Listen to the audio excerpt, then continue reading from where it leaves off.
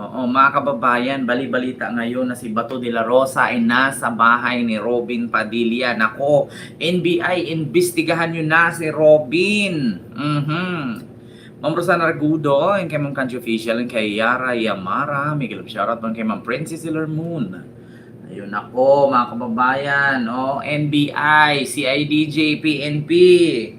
Lusobin nyo ang bahay ni Robin, imbestigahan ninyo, baka nandyan si Bato nagtatago. Kasi according sa aking balitaan, sabi-sabi, baka daw si Bato ay nasa bahay ni Robin. Naku po, patay ka din ha. Mga kababayan, eto na nga. So ito ha, mga kababayan, umpisahan na agad natin ha. Umpisahan na agad natin, mga kababayan. Patay ka diha, si Bato nasa bahay daw ni Robin. Hunted nature, hello po. So ito po mga kababayan, unang sasabak at unang ito po mga kababayan, lakasan ko lang po ha. Wait lang po mga kababayan para marinig nyo po, no? Ayan, may ads lang po, bubulyuman na natin mga kababayan. Naghalahara ba? Sumasangkap ka na! May ads lang po. And Bureau of Immigration kinumpirmang natanggap na ang Immigration Lookout Bulletin Order o ILBO laban kay Senator Ronald Bato de la Rosa. Narito ang balitang kumpirmado sigurado hatid ni Radyo Patrol, Bert Dizon. Bert. Rita agad nakikipag-ugnayan ng Bureau of Immigration sa mga law enforcement agency sa sandaling mamataan si Senator Ronald Bato de la Rosa sa lahat ng mga international port of entry at exit sa bansa. Sa ito na kumpirmasyon ng Bureau of Immigration na natanggap na nakawalihan ang Immigration Lookout Bulletin Order laban kay Senator de la Rosa ngayong araw. Ayon kay Justice ipinagputos si Justice Secretary Frederick Tita sa bisa ng ICC warrant of arrest na arrestin si de la Rosa kapag nagtangka itong lumabas ng bansa. Ito po mga kababayan ha, wait lang. Mga kababayan, merong nag-comment no na wait lang ha mga kababayan. Ito po yung nabasa kong comment na si Bato de la Rosa daw ay posibleng nagtago sa Iglesia ni Cristo sa may templo. Totoo ba? Mga kababayan, according ni Hunted Nature Tales. And Bureau of Immigration kinumpirma. Sabi daw ni Peebles Cunanan, si Bato daw ay nagtago sa templo ng Iglesia ni Cristo. Hala, totoo ba yan? Naku, pagkakalam ko mga kababayan, ang isa naman ang sabi, ang sabi naman ay nasa bahay daw ni Robin. Naku, ito ha, pakinggan natin. Natanggap na port of entry at exit sa bansa. Sa ito na kumpirmasyon ng Bureau of Immigration na natanggap na nakawalihan ang Immigration Lookout Bulletin Order laban kay Senator de la Rosa ngayong araw. Ayon kay Justice ipinagputos si Justice Secretary Frederick Tita sa bisa ng ICC warrant of arrest na arrestin si de la Rosa kapag nagtangka itong lumabas ng bansa. Sa ilalim ng Immigration Lookout Bulletin Order, ilalagay ang pangalan ni de la Rosa sa watchlist system ng immigration upang mamonitor ang galaw nito. Matatandaang sinabi ng immigration kamakailan na wala pa silang namomonitor na travel history ni de la Rosa. At yan ang balitang kumpirmado. Sigurado, ito ang Radyo Patrol. Bert Dizon, TZS. Maraming salamat, Bert Dizon. Pero Bert, bago ka umalis, bago ka umalis, wala din bang any information kung nasaan, kung nakalabas na ng bansa si Senator Bato de la Rosa according sa immigration? So far, Rika, wala pang natatanggap na informasyon, wala pang namomonitor ang Bureau of Immigration na travel history o yung info kung meron ng pagtatangka na lumabas Senator de la Rosa sa bansa. Pero kasi ito ay yung mga legal channels lang natin, no? Airport, pati ba sa port na may ILBO? Pag sinabi bang ILBO, pati mga pantala natin kasama covered nito? Pag domestic, Rika, yung ay hindi paklaw na ILBO. Ang napaklaw lang ng ILBO ay yung mga international port of entry. Like kung ang import, actually wala naman tayong import na international. Hindi. Meron lang tayo ay airport, yung international airport. So yun lang yung bagay na pagbabantay kay Senator de la Rosa kung mamataan siya doon. sa mga international court of ethics natin. Oo, kasi- Yun nga lang, Mm. itong ilbo na to ay for the legal channels, yung mga official channels. Yes, Ang yun magiging nga. challenge dito, Rita, ay yung baka mamaya dumaan ng backdoor. Ayun nga. Yung mga backdoor challenge. Oo. So yun ang magiging challenge ngayon sa law enforcement. Kung paano nga mamamonitor. Siyempre, dyan na papasok yung intelligence. Oo. Hindi na yan sakop ng immigration kasi ang kanila naman talaga binabantayan. Yung mga official Yun ha, mga kababayan. Meron ng tawag dito, mga kababayan, meron ng elbow si Bato, o sa madaling salita, meron siyang immigration lockout order, no, or hold departure order yata. Hindi pa yata hold, no? Ano pa lang siya, elbow pa lang. Pero sa ngayon, alam naman po natin na kinumpirma po ng ng DOJ na ang warrant of arrest ni Bato na galing sa ICC ay valid, no? So, sa madaling salita, mga kababayan, no, pinatunayan po dito na si Bato, kung sakaling makita, arestuhin na siya, no? So, meron pang isa, mga kababayan, no? Tinitrace na po si Bato ng NBI. May tracker team ng tutunton kay Senador Bato de la Rosa matapos niyang pumuslit palabas ng Senado kasama si Senador Robin Padilla. Kahit Nako. mga abogado ni de la Rosa, hindi umano alam kung nasaan ito. Posible, mga kababayan, na sa bahay ni Robin yan. No? Kasi si Robin lang naman kasama ni Bato. O baka dinala ni Robin sa mga kamusliman, no, na mahirap hanapin. Nako. Nakatutok si Marisol Abduraman. Itong ginawa ni Robin, mga kababayan, Matapos Malaking mangulat kaso parang ni yan. Senador Bato de la Rosa, ang tanong ngayon, nasaan na siya? Ayon sa kanyang abogadong si Attorney Jimmy Bondoc, hindi nila alam ang lokasyon ng senador. So where is Senator Bato? Wala pong may alam kung nasaan si Senator Bato. He just exercised his right to travel. Wala namang lawful warrant issued against him. Wala namang hold order or kahit ano. anong Ayon walang sa hold Bureau of order? Immigration, May wala elbow silang na dalang siya. biyahe abroad ni Senador Bato. At ayon naman sa National Bureau of Investigation, meron na silang mga tracker team para hanapin ang senador. We are guided by an interagency coordination. Sa ngayon po, ang status dyan, meron pong kaso sa Korte Suprema, at dyan po yung ating pong binabantayan na tinaantay upang magkaroon po ng mas malinaw at maayos na proseso ng pagkilos po. Sa mensahe kahapon ng asawa ni De La Rosa kay Senate President Alan Peter Cayetano, ginamit niya ang salita ng escape o pagtakas. At the same time, I'd also like to ask for forgiveness for all the confusion and havoc it has created in the Senate. It is for this reason. Mga kababayan, ganito po kasi yan eh. Pwede nating sabihin na nasa INC siya, sa templo, sa central, no? Pero wala naman po kasi tayong wala man kasi tayong proof. Pangalawa, mga kababayan, hindi kasi po pwedeng halughugin yan. Unang-una, mga kababayan, kung sakali man na nandun si Bato, walang rights po ang NBI or CIDJ, PNP para halughugin ang INC. Kasi po, mga kababayan, ano po kasi ang INC is hiwalay po kasi ang batas ng simbahan at batas ng ating bansa. So, meron po kasing tinatawag yan ng mga kababayan, may tinatawag yan siyang iba yung batas ng states, iba din yung sa simbahan. Kaya mahirap po kasi, mga kababayan, no, mahirap po yung ganyan. So, kung sino man po ang nagsabi niyan, antayin na lang po kasi natin, no. Actually, disclaimer lang, hindi po nanggaling sa akin yan, ha. Hindi po nanggaling sa akin yan. According po yan sa mga comment lang, no, at sa mga sabi-sabi. No, ako po sinasabi ko disclaimer. Marami kasing nagsabi at may post din kasi si Peebles na nasa central daw ng INC si Bato. Ngayon, kahit sabihin natin nasa central si Bato, nagtago dyan, wala pong magawa ang gobyerno kasi wala naman pong rights para halughugin yan kasi unang-una, maliban na lang. Diba? Diba? Hunted nature tales.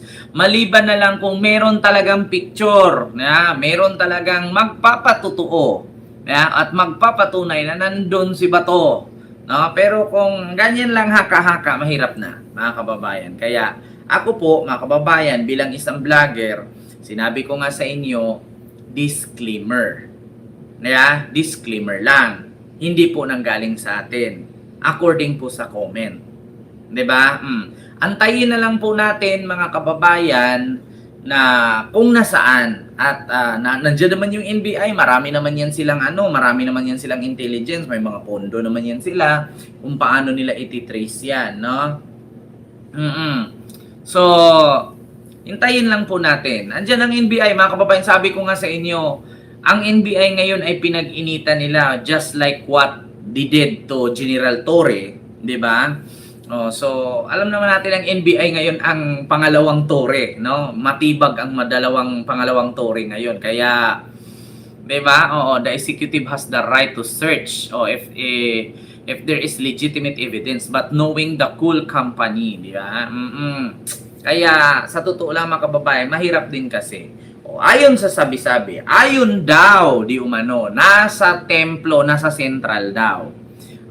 So daw. Wala naman kasi tayong proof eh, di ba? According lang sa sabi-sabi. Pa naman natin 'yan. Pero according din sa aking narinig, ay posible daw nasa bahay ni Robin kasi si Robin ang nagdala. Hindi naman natin may tanggi kasi kung wala kay Robin 'yan, kung wala kay Robin yan, bakit si Robin hindi pa nagsalita hanggang ngayon? Dapat lumabas yan siya. Alam mo sa ginawa ni Robin na yan, yung pagtakas-takas kay Bato, tapos kinumpirma na ng DOJ na valid ang arrest warrant, madadamay siya dyan. Madadamay siya dyan, mga kababayan. Diba? So, ito, pakinggan pa natin, mga kababayan. Naku po, kinumpirma na ng DOJ na valid, no? Valid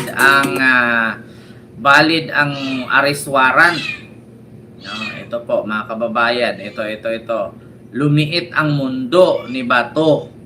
Bakit? May elbow na si Bato. Naku, patay ka din ha. Puntahan natin dito, mga kababayan, ang DOJ kay Bato. Ayan, DOJ kay Bato. Pakinggan natin ha, mga kababayan, yung sinasabi nila.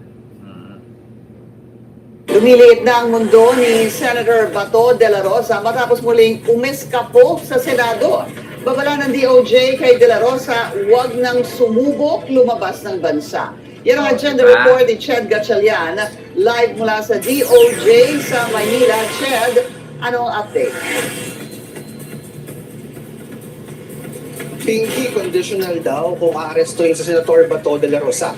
Ayon niya sa Department of Justice. Walang manhunt operation at nire-respeto raw na isa siyang sitting senator. Pero ibang usapan na raw kapag nagtangka siyang tumakas ng bansa. At siyang ipapaaresto ng gobyerno. Meron na rin po immigration lookout bulletin order na in-issue laban sa senador.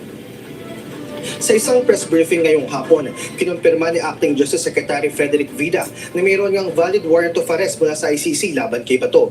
Pero kahit ganito yung sitwasyon, hihintayin muna ng DOJ magiging desisyon ng Korte Suprema sa TRO petition ng kampo ni De La Rosa. Sensitibo rin daw kasi ang issue dahil nire-respeto rin nila ang independence ng Senado. Pinapakinggan natin sila, si Senator Bato. Diba? Pero pag may attempt ka na umalis sa Pilipinas, teka, ibang usapan na ito. Nire-respeto natin ang mga karapatan ng isang natutong senador. Diba? Halang siya lang maraming Pilipino. Diba? Pero yung pag nag-attempt ka sa gitnaan ng itong sitwasyon, na nilipad ka o pupunta ka, teka, ibang usapan na. Sa ngayon, Pinky, yung nabanggit sa atin na immigration lookout bulletin order, yan pa lang yung pinaka-tiyak na aksyon ng gobyerno para i-restrict nga kahit paano yung kalayaan ni Bato. Ito para masigurado na bantay sarado ng mga opisyalis ng immigration at ng iba pang ahensya ng pamahalaan yung mga border ng bansa. Kapag daw makita nila na tumakas itong si Bato, agad siyang aarestuhin gamit yung ICC warrant. Maraming salamat po, Ma'am Asinet Kiano. May galab shoutout po at maraming salamat sa iyong palipad. Ito na naman tayo, mga kababayan, no, sa sinasabing bantay sarado. ng gobyerno at ng mga ibang ahensya.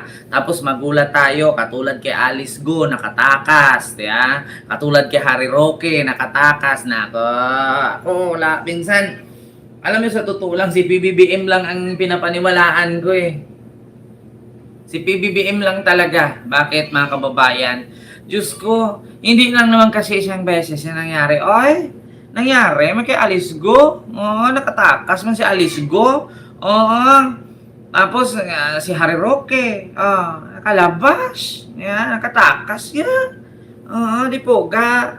Kaya minsan, di ako niniwala kayo immigration, magkayos-ayos kayo dyan, ha? Para hindi kayo mabatikos na naman dyan. Sabihin nyo na naman. Ay, nako, naghigpit kayo, tas ending.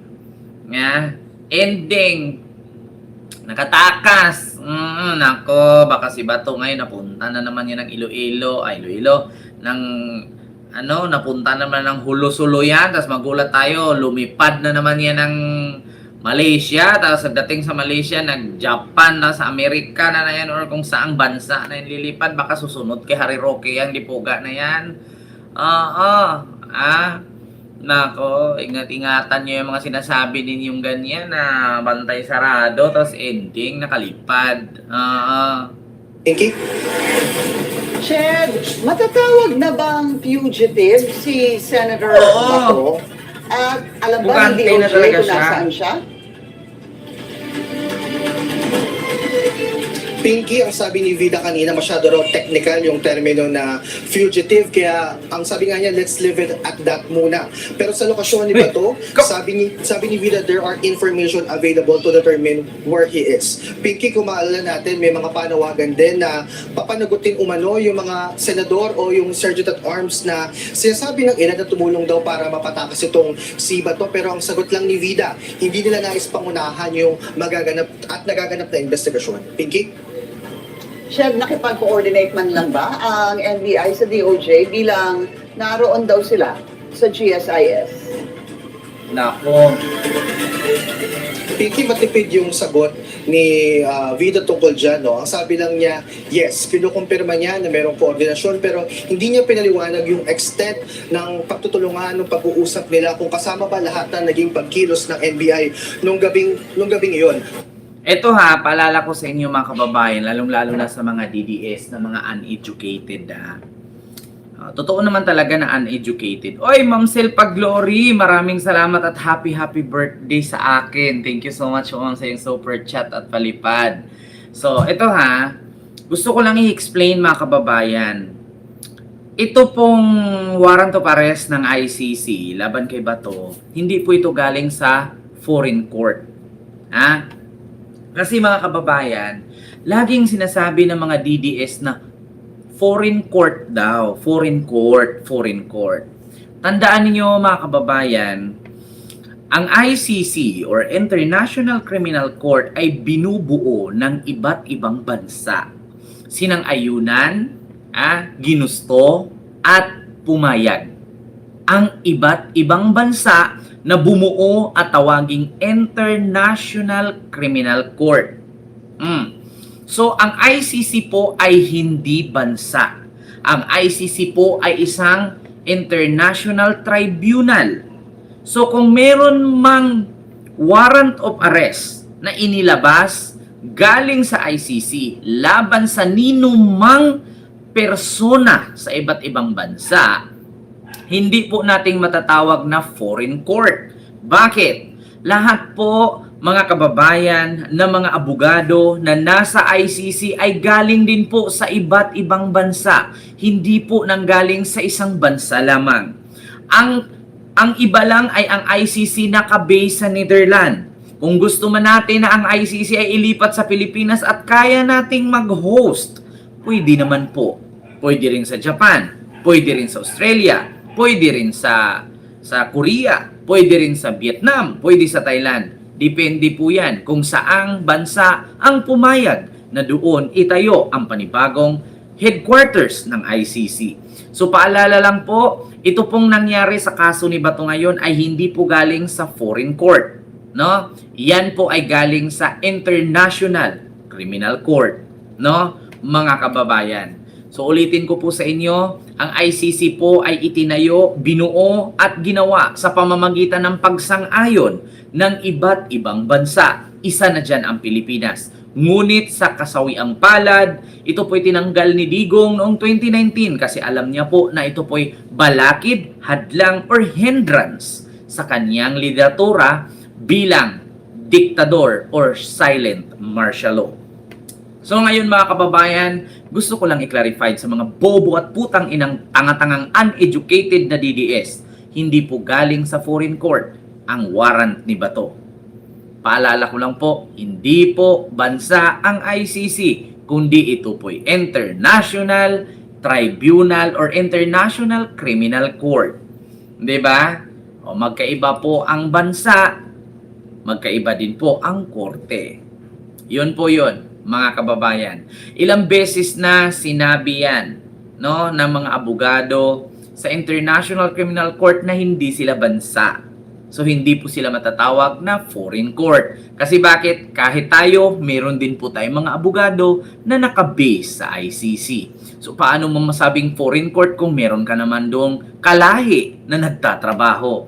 Ulitin ko po, matatawag po siyang foreign court kung wala pong kinalaman sa ating bansa ang isang naturang ahensya. Ngunit mga kababayan, marami pong Pilipinong abogado doon.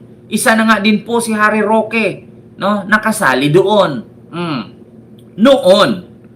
Pero ngayon wala na po siya doon. So sa madaling salita po mga kababayan, no, hindi po siya foreign court. Siya po ay International Criminal Court. 'Di ba?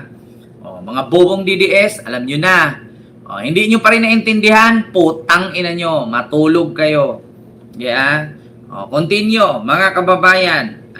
Bukod dyan, mga kababayan, kay Bato de la Rosa na pinaghahanap na ngayon at meron na siyang lookout bulletin order or whole departure order at sabi nga nila nasa bahay daw ni Robin, sabi naman ng iba nasa templo daw ng Iglesia ni Cristo, bahala na tayo dyan kung saan man si Bato.